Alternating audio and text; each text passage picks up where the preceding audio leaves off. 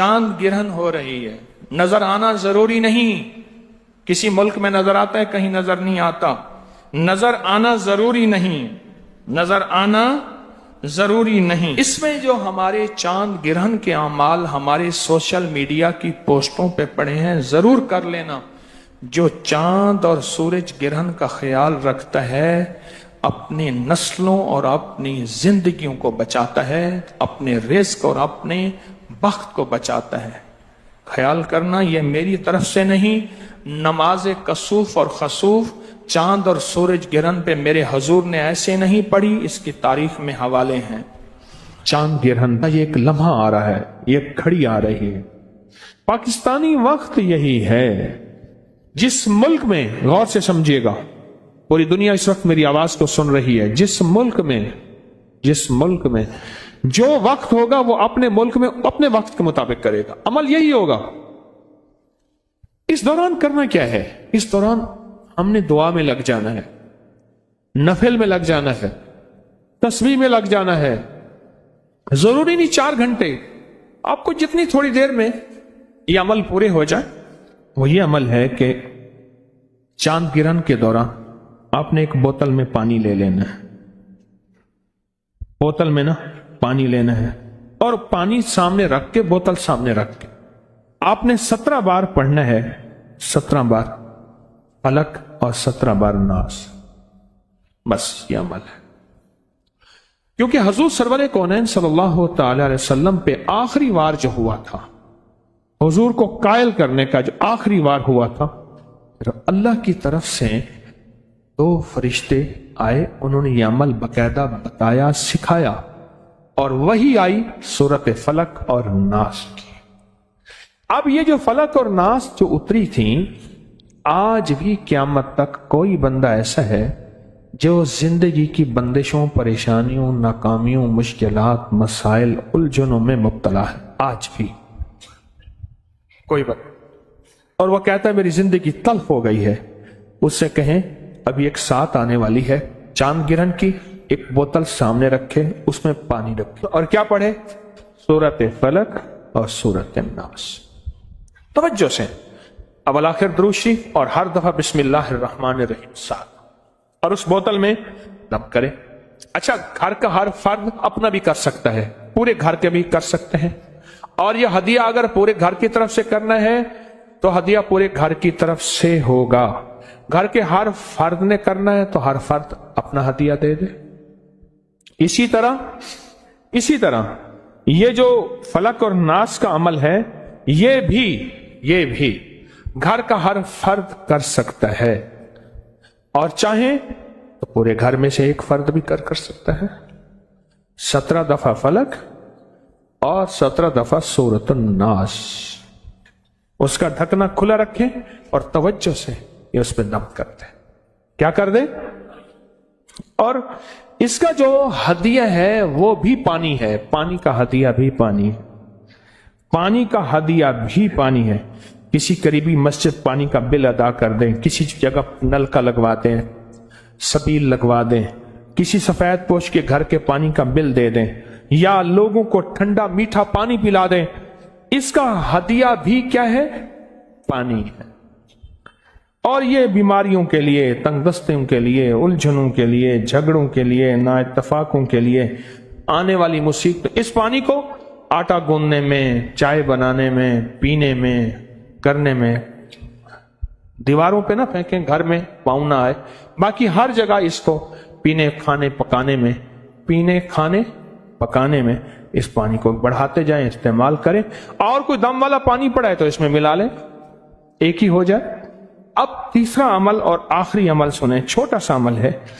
آپ نے حزب البحر جو ہے وہ پڑھی، یہ حزب البحر کے اسماء حسنى ہیں، یا اللہ، یا علی، یا عظیم، یا حلیم، یا علیم، یا اللہ، یا علی، یا عظیم۔ آیت الکرسی کی آخری آیت ہے، یہ اس کے اسماء حسنى، یا علی، یا عظیم، یا حلیم، یا علیم۔ یہ حزب البحر کے آخری الفاظ ہیں۔ بس آپ کیا کریں گے؟ इस दौरान में अल्लाह के 3 दफा दरूशी पढ़ के ना आपने सिर्फ 140 मरतबा कि सूरज का जिंदगी से क्या ताल्लुक है, चांद का जिंदगी से क्या ताल्लुक है। गिरहन लफ्ज को बड़ा गौर कीजिएगा। गिरहन, गिरह गांठ को कहते हैं, गिरह को कहते हैं। यही गांठ आंतों में आ जाए तो उसे कॉलंज कहते हैं। खुल जाए ठीक, वरना ऑपरेशन, वरना कॉलंज से बंदे मर जाते हैं। गिरह आ जाए आंत में, यही गिरह अगर शरियानों में आ जाए तो उसको बाईपास कहते हैं, हार्ट ओपन सर्जरी कहूं, कौन से लफ्ज कहूं, गिरह। जिस्म के किसी हिस्से में गिरह आ जाए, आप कहते हैं पट्ठा पे पट्ठा चढ़ गया है, गिरह होती है।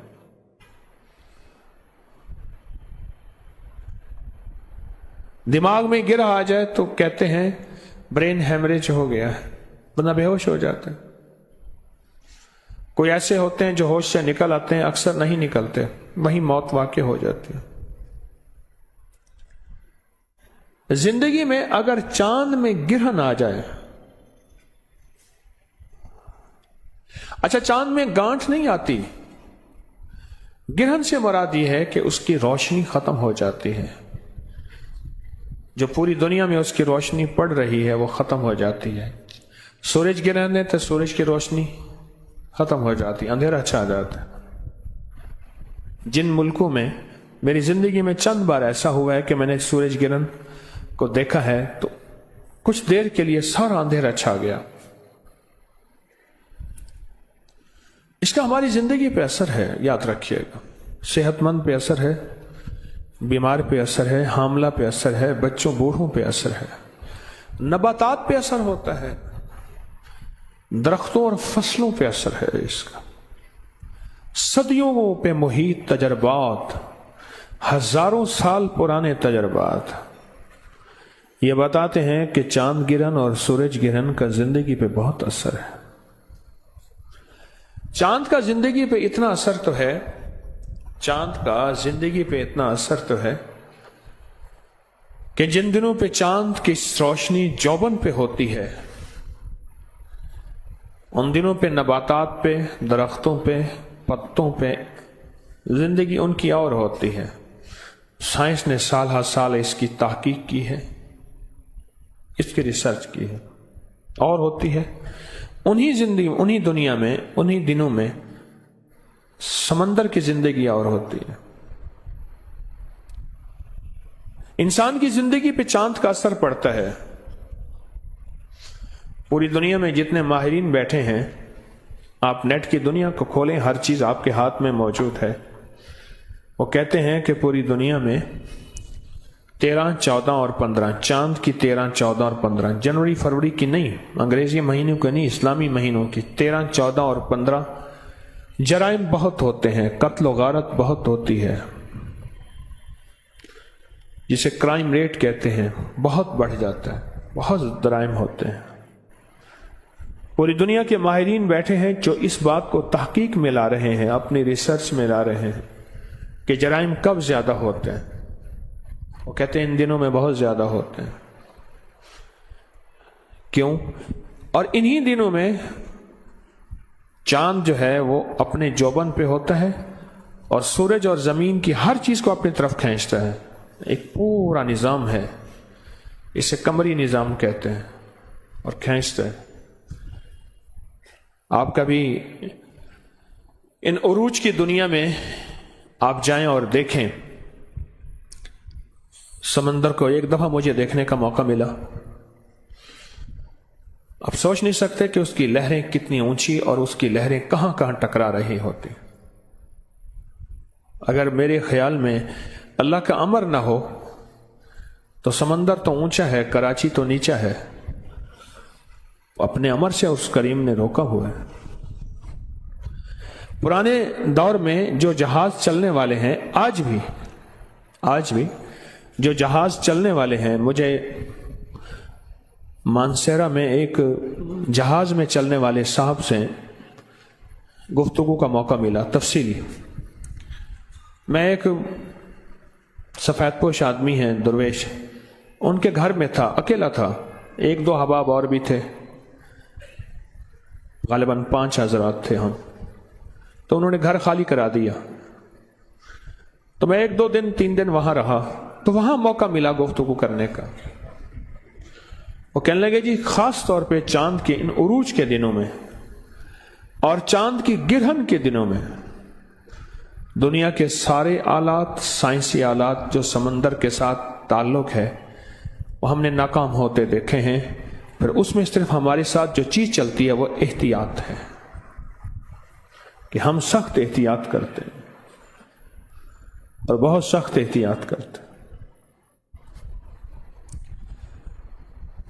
اب معلوم یہ ہوا کہ سورج کا اور چاند کا ہماری زندگی پہ اثر، ہمارے پھلوں، سبزیوں، نباتات، فصلوں پہ اثر، ہمارے جسموں پہ اثر، ہمارے جذبات پہ اثر، غصہ، لڑائی، ڈکیتی، قتل و غارت، اس کا تعلق جذبات سے ہے.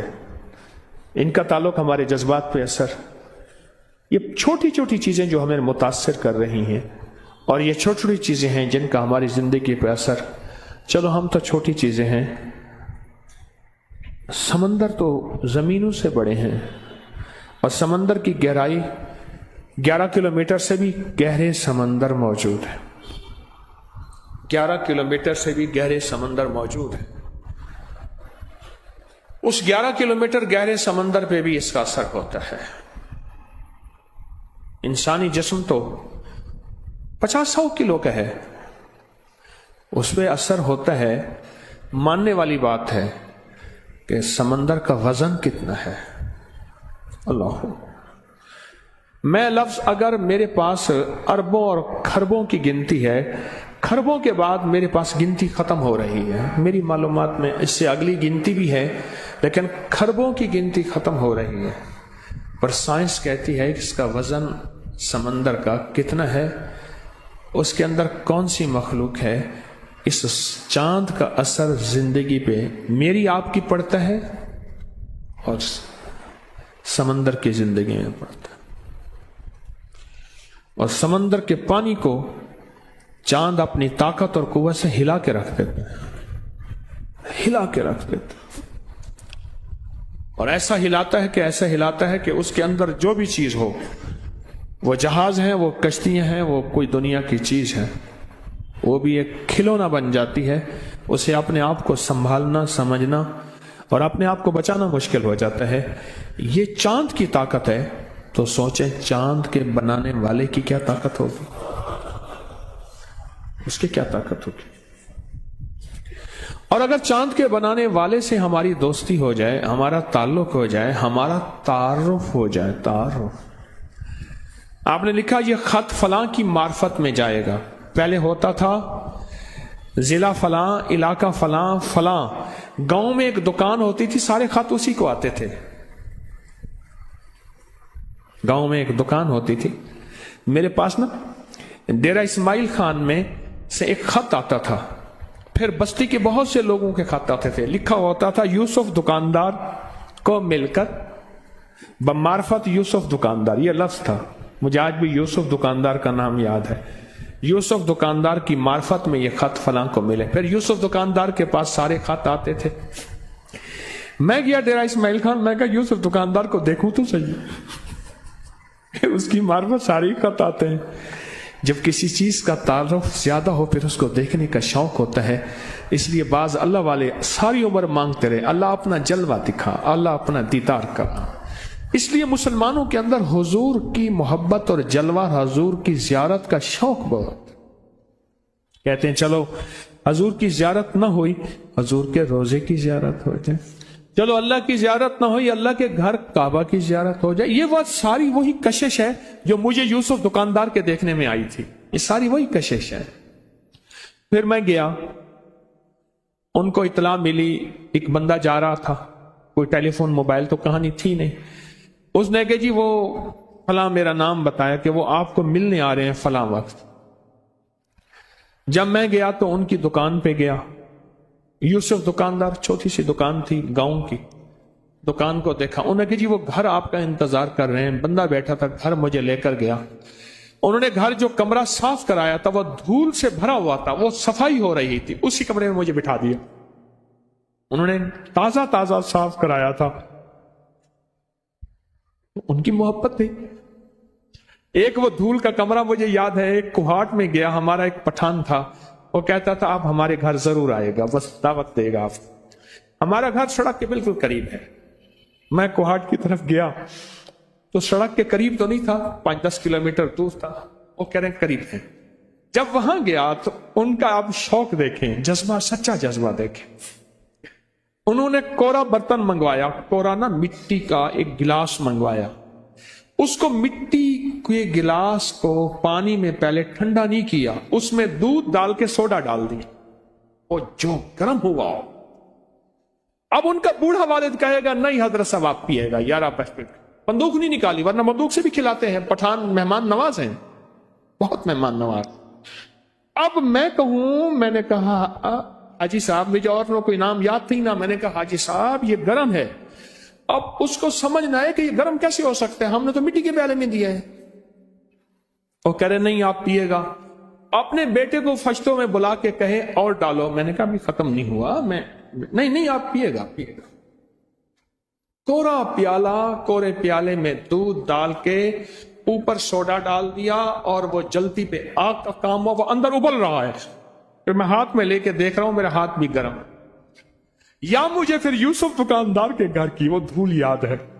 मैं गया, उनका मोहब्बत खुलूस, उन्होंने कमरा तैयार किया, मैं बैठा।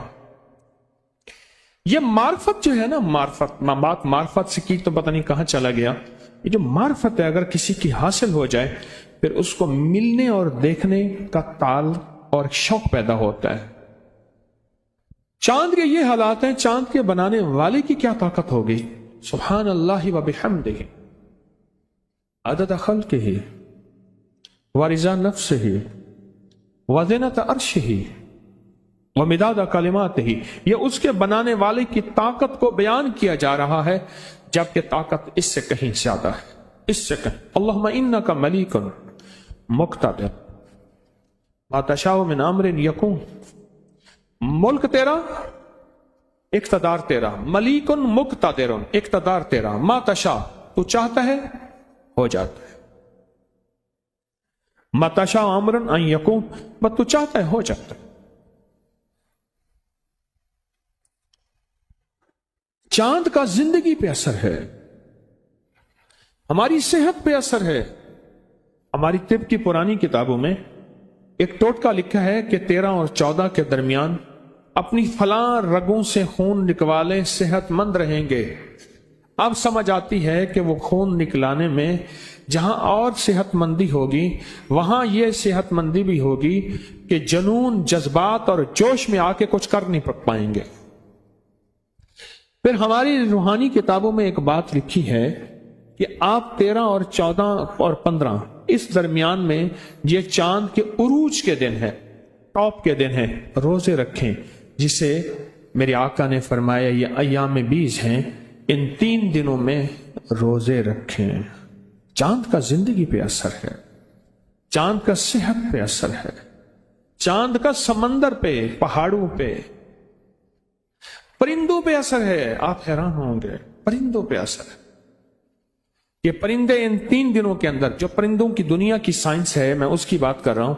इन 3 दिनों के अंदर मैंने कई कबूतर पालने वालों से, पटेर पालने वालों से, मुर्ग पालने वालों से, कुत्ते पालने वालों से, परिंदे रखने वालों से कई वाकयात पूछे कि आपका क्या ख्याल है इन चांद के उरूज माह कहते हैं, यानी चांद का उरूज का जो दिन है, इनमें परिंदों पे कोई असर पड़ता है?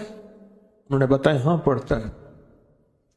फिर हमारी तावीज़ात और अमलियात की किताबों में इन रातों में तावीज लिखे जाते हैं। रातें तो और भी हैं, इन रातों में तावीज लिखे जाते हैं और कहा जाता कि इन रातों में फलां वक्त में अगर तावीज लिखे जाएं, उनकी ताकत और तासीर 1000 गुना बढ़ जाती है। चीजें असर डालती हैं। آج لاہور کا موسم ٹھنڈا ہے، ایک تھوڑا سا ایک ہوا چلی ہے، چیزوں نے اثر ڈالا ہے ہماری زندگی میں. آپ محسوس کریں، محسوس کریں.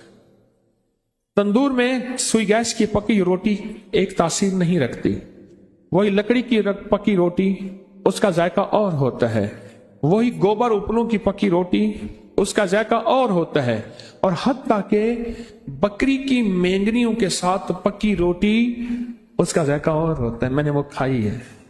بکری کی مینگنیاں گاؤں دیہات میں اکٹھی کر لی اور ان کو تندور میں ڈالا، جلایا، تندور گرم کیا اور اس کو روٹی لگائی، اس کا ذائقہ اور ہوتا ہے.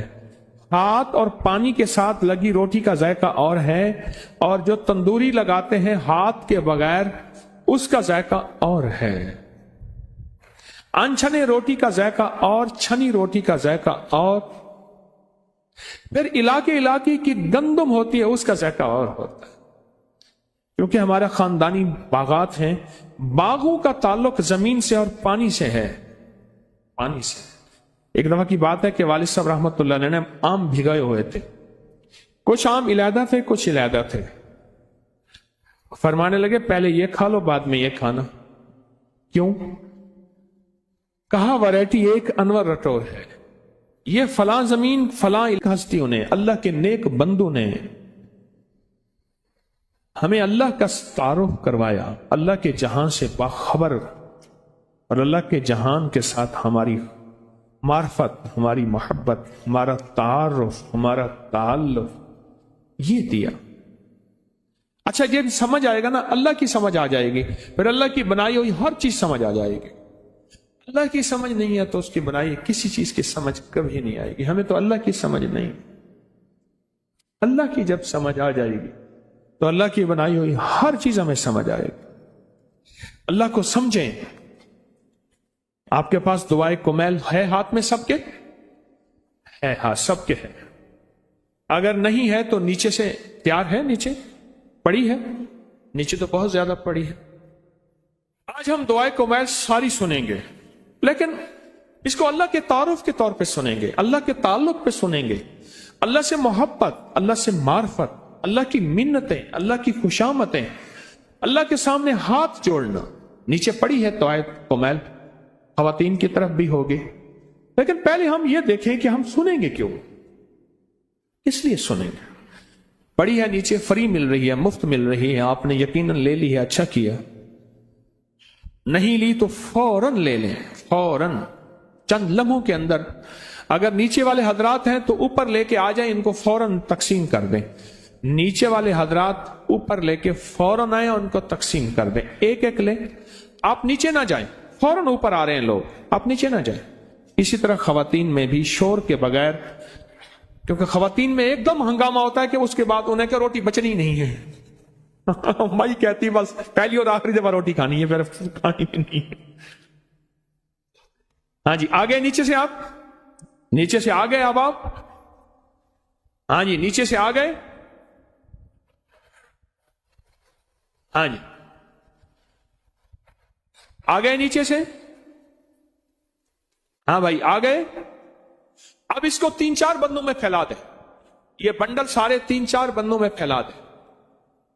پھر کہہ رہا ہوں کہ یہ دعا سیکھنی، سمجھنی، پہلے یہ دیکھنی ہے کہ یہ دعا ہے کیا. پہلے یہ دیکھنا ہے کہ یہ دعا ہے کیا. پہلے یہ دیکھیں اس دعا کا تعلق کیا ہے، تعارف کیا ہے اللہ کے ساتھ، اس کی محبت کے تانے بانے کیا ہے. اور اگلا سوال آپ سے ایک اور ہے، میری بات غور سے سنتے رہیں. بھائی ایک پل میں بانٹ دیں، دعا ابھی چلے گی. ایک پل میں بانٹ کے اپنے مقام پہ فوراً تشریف لے آئیں. دیر ہوگی اللہ والو، دیر ہو گئی. یہ برکت والی جگہ آپ نے چھوڑ دی. اپنی جگہ پہ بیٹھے تھے، اپنی جگہ آپ نے چھوڑ دی، کیونکہ اسی جگہ پہ ہی جو خیر ملنی تھی. مجبوراً اٹھ سکتے ہیں، مجبوراً اٹھ کے لے سکتے ہیں، لیکن اتنی دیر نہیں لگنی چاہیے تھی، اتنی دیر نہیں لگنی چاہیے. 3-4-5 بندے اور نیچے سے آ جائیں، 3-4-5 بندے اور نیچے سے آ جائیں جو بنڈل لے آئیں اور پل میں ہی بانٹ دیں، پل میں ہی بانٹ دیں. آپ یہ دیکھیں کہ اس کے ترجمے پہ غور کرنا ہے. اب اس کو کھولیں ذرا، اس کو کھولیں اور اس کے ترجمے پہ نظر رکھیں کہ اس کا ترجمہ کہاں ہے، اس کا ترجمہ کیا ہے، اس کے ترجمے پہ نظر رکھیں. اگر کیونکہ ہم عربی نہیں جانتے، اگر اس کے ترجمے پہ ہم نے نظر نہ رکھی، ہمیں وہ فائدہ اور فیض نہیں ملے گا جو ملنا چاہیے، ہمیں وہ نفع نہیں ملے گا. بھائی اٹھ کے خود لے آئیں، فوراً جا کے لے آئیں، جلدی کریں لے آئیں. ہاں جی نیچے سے اور آگے حضرات؟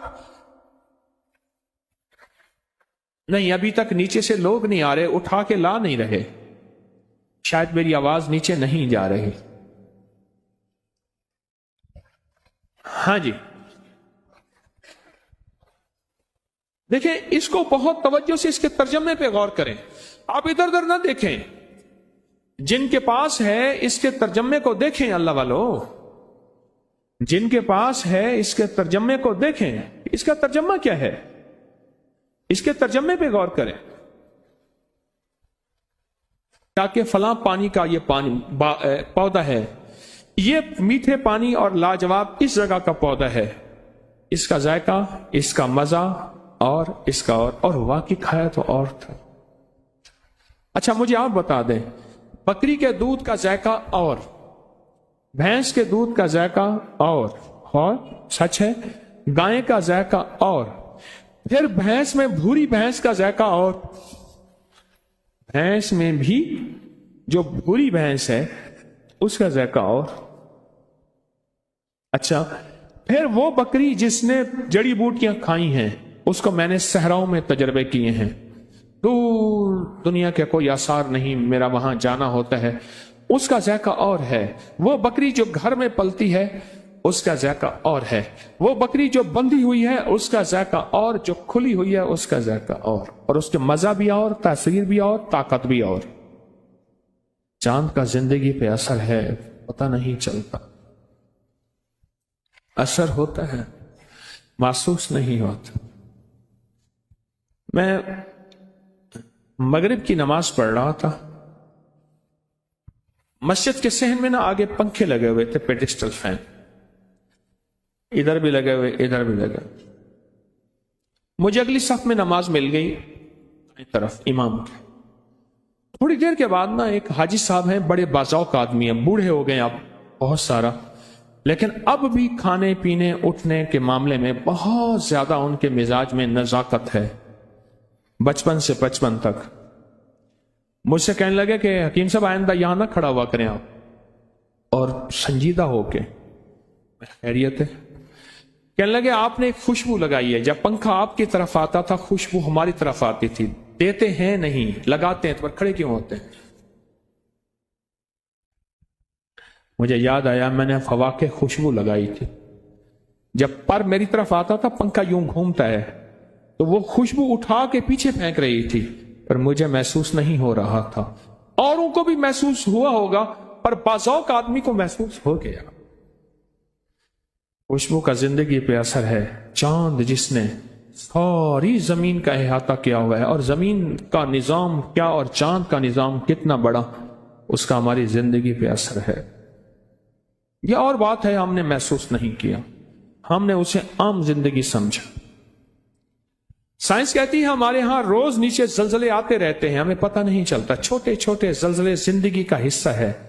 لیکن کبھی کبھی وہ رب کریم جو ہے کوئی اپنے بڑے بڑے زلزلوں کو دیکھ. میں قرآن پڑھ رہا تھا پرسوں، اچانک آیت پہ سورت احزاب کی غالباً آیت تھی، اس آیت پہ نظر پڑی، شاید یہی سورت تھی. اس کے ترجمے پہ میں نے ایک دم نظر دی تو کہا کہ ہم سوتے ہوئے تمہیں اپنے زلزلے کے جھٹکے چکھائیں گے. اور جب ترکیہ کا زلزلہ آیا، یہ صبح 4 غالباً 17 پہ کچھ منٹ پہ آیا، اور وہیں ترکیہ میں نے خود زلزلے کو دیکھا. صبح فجر کی اذان کے وقت میں نے دیکھا غازی انتب میں وہاں زلزلہ آیا، خود میں نے محسوس کیا، اور وہ بھی زلزلہ اچھا خاصا تھا، لیکن عمارت نہیں گری. میرا شمار بھی شہیدوں میں ہو جاتا، کیونکہ ابھی اللہ نے کوئی وقفہ دیا ہوا تھا، اس لیے بچ کے.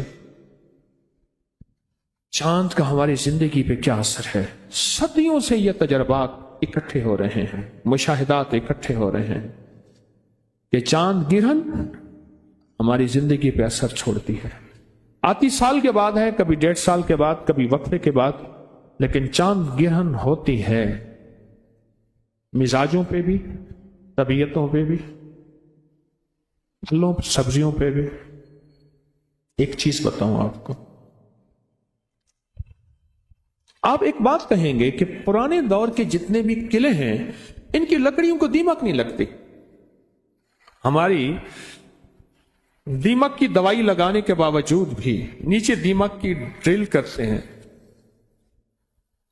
دیمک لگ جاتے ہیں۔ ایک خاص موسم، ایک خاص ساتھ، ایک خاص گھڑی درخت کی کون سی ہے، اس وقت درخت کو کاٹو کبھی دیمک نہیں لگے گی۔ ان میں ایک چاند گرہن بھی ہے، دیمک نہیں لگتی۔ کیوں؟ اس کی وجہ ہے چاند گرہن کے وقت چاند سارے درختوں کا رس پکڑ کے چوس لیتا ہے، کھینچ لیتے ہیں اپنے پاس۔ درخت کے اندر ہوتا ہی کچھ نہیں ہے، وہ مٹھاس جو دیمک کو پسند ہے وہ ہوتا ہی نہیں۔ اس لیے سندل کی لکڑی میں خوشبو ہوتی ہے پر اس کو دیمک نہیں لگتی، کیونکہ سندل کی لکڑی ہوتی خوشبودار ہے لیکن ذائقے میں بہت کڑوی ہوتی ہے۔ میری ساری زندگی سندل کے ساتھ گزری ہے، دواؤں میں استعمال کرتے کرتے۔ آج بھی ہمارا کچھ دوائیں ہیں اس میں سندل ڈالی جاتی ہے، وہ خود کڑوی ہوتی ہے لیکن خوشبودار ہوتی ہے۔ آج بھی کوئی مالدار سے مالدار ہندو اگر جلاتے ہیں تو اس کو سندل کی لکڑی سے جلاتے ہیں۔ کوئی بہت مالدار اگر ہندو ہے تو اس کو سندل کی لکڑی سے جلایا جاتا ہے، جو اس کی جلنے سے خوشبو آتی ہے بہت زیادہ۔ چھوٹی چیزوں کا زندگی پہ اثر ہے،